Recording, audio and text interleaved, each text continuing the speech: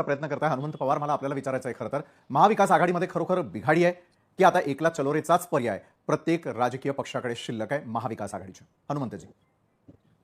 विशालजी, महाविकास आघाडीच्या अनुषंगानं जी आज उद्धवजींची मुलाखत झाली ती मी संपूर्ण ऐकली. आमचे मित्र भारतीय जनता पक्षाचे प्रवक्ते बंधू आमचे नवनाथजी यांनी ती पूर्ण ऐकलेली नाही असं मला वाटतं. त्या मुलाखतीमध्ये उद्धवजींनी या आता आलेल्या महायुतीच्या सरकारनं कशा खोट्या वल्गना केल्या, निवडणूक आयोगाला कसं हाताशी धरलं, मतदार याद्यांमध्ये कसा फ्रॉड केला, इथपासून या सरकारचं वाभाडं काढलेलं आहे. पक्ष कसे फोडले याच्यावर उद्धवजींनी अतिशय सविस्तर आणि आक्रमकपणे भूमिका मांडलेली आहे. निवडणूक आयोगाला शेंदूर फासलेला धोंड्या असं उद्धवजींनी म्हणलेलं आहे. खरं म्हणजे मुलाखतीमधला हा सगळ्यात महत्वाचा भाग होता, त्याच्यावर चर्चा व्हायला हवी होती. पण असो, तुम्ही महाविकास आघाडीचं विचारताय तर हो, आमच्या ज्या चुका झाल्या, जो समन्वयाचा अभाव झाला, ते खुल्या दिलानं आम्ही मोकळ्या मनानं मान्य करून या सरकारचा पराभव करण्यासाठी आणि जनतेच्या न्यायालयामध्ये यांना खेचण्यासाठी आम्ही अजूनही सुसंघटित आणि ताकदीनं उभे आहोत. खरं म्हणजे याचा यांना सगळ्यात जास्त त्रास होतो. शिवसेना पक्ष चोरला, नेते चोरले, राष्ट्रवादी पक्ष चोरला, नेते चोरले, निवडणूक आयोगाला हाताशी धरलं, विधानसभेचा गैरवापर केला, या सगळ्या गोष्टीवर पांघरून घालण्यासाठी म्हणून आता महाविकास आघाडीतच काहीतरी बिघाडी आहे असे फुगे सोडायचे.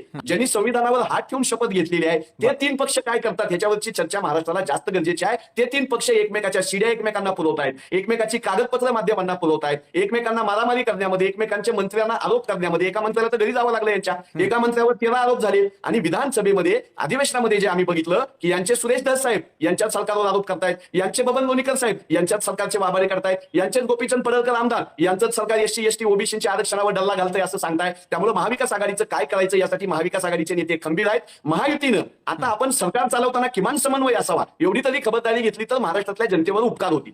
हनुमंतजी, एका बाजूला प्रत्येकानं आपल्या आपल्या पक्षाची बाजू मांडत असताना दुसरीकडे स्थानिकच्या दृष्टीनं तयारीला लागलेलं असताना महाविकास आघाडीचं खरोखर पुढे नेमकं काय होणार?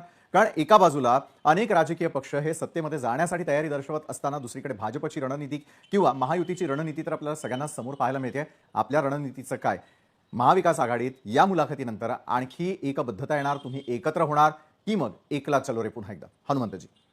विशालजी, महाराष्ट्रामध्ये भारतीय जनता पक्षाचं जनविरोधी सरकार घालवण्यासाठी आणि जनतेचं ऐकणारं सरकार आणण्यासाठी महाविकास आघाडी एका विशिष्ट परिस्थितीमध्ये निर्माण झाली होती. निवडणुका महाविकास आघाडीमधून आम्ही लढलो. ह्या सगळ्या गोष्टी होत असताना ज्यावेळेस स्थानिक स्वराज्य संस्थांच्या निवडणुकांचा विषय येतो त्यावेळेस याच्या अगोदरच्याही निवडणुका याची साक्ष आहे. आता ही किमान साधे पदाधिकारी, बूथ लेवलवरचे, गाव लेवलवरचे, वॉर्ड लेवलवरचे पदाधिकाऱ्यांची, कार्यकर्त्यांची ही निवडणूक असते. अनेक निवडणुका ज्यावेळेस आघाडी सरकार होतं, काँग्रेस आणि राष्ट्रवादी मिळून आम्ही एकत्र होतो, सरकार होतं स्थापन केलेलं राज्यामध्ये, त्यावेळेसही आघाडीनं स्थानिक स्वराज्य संस्थांच्या निवडणुका ह्या स्वबळावर लढल्या होत्या.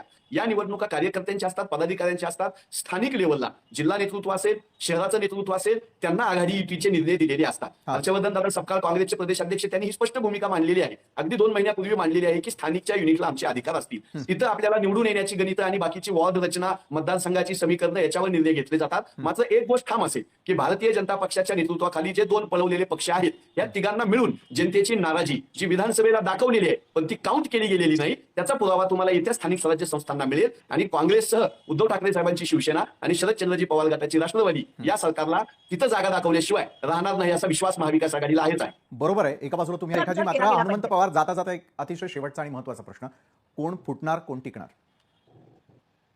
विषयच नाही. महायुती सरकारचं जे हे भ्रष्ट सरकारचं देवेंद्रजीच्या नेतृत्वाखाली कायदा सुव्यवस्था महाराष्ट्राची शून्य झालेली आहे. विधानसभेच्या महाराष्ट्राची कर्नाटकमध्ये काय अवस्था आहे ते बघा. कायदा सुव्यवस्थेचा सगळ्यात चांगला महाराष्ट्रामध्ये आहे आणि महाराष्ट्र देवेंद्रजींच्या नेतृत्वात क्रमांक 1 ला चाललाय. सगळ्यात कमी गुन्हे आता नागपूर आहेत आणि देवेंद्रजींच्या नेतृत्वात महाराष्ट्र अतिशय सक्षमपणे काम करतोय आणि देवेंद्रजींच्या नेतृत्वातच यश मिळणार आहे. महिलांवरती अत्याचार होतात आणि महिला बेपत्ता होण्याचं प्रमाण सुद्धा आता झालं का? नवनाथजी झालं का तुमचं? हनुमंतजी, वेळ आपल्याकडे कमी, आपला मुद्दा पूर्ण करा. कोण नवनाथजी ऐका, महाराष्ट्राच्या विधानसभेच्या 70 वर्षाच्या इतिहासामध्ये सभागृहाच्या बाहेर मारामारी झाली नाही, देवेंद्रजीच्या काळात झाली. सामाजिक कार्यकर्त्यावर हल्ले देवेंद्रजीच्या काळात होत आहेत. 750 आत्महत्या शेतकऱ्यांच्या देवेंद्रजींच्या काळात झालेल्या आहेत. ड्रग्ज माझ्या तालुक्यापर्यंत, परांडा, तुळजापूर, लातूर पर्यंत आलं, देवेंद्रजींच्या काळात आलं. पोलिसांचा सहभाग भ्रष्टाचारात देवेंद्रजींच्या काळात आलं. विरोधी पक्ष नेत्याचे फोन टॅप करणाऱ्या महिलेला तुम्ही पोलीस महासंचालक बसवलं, देवेंद्रजीच्या काळात बसवलं. महाराष्ट्र कायदा सुव्यवस्थेला एवढा रस्ता तळाला देवेंद्रजींच्या काळामध्ये गेला. हा इतिहास काळ्या अक्षरात नोंदवला जाईल.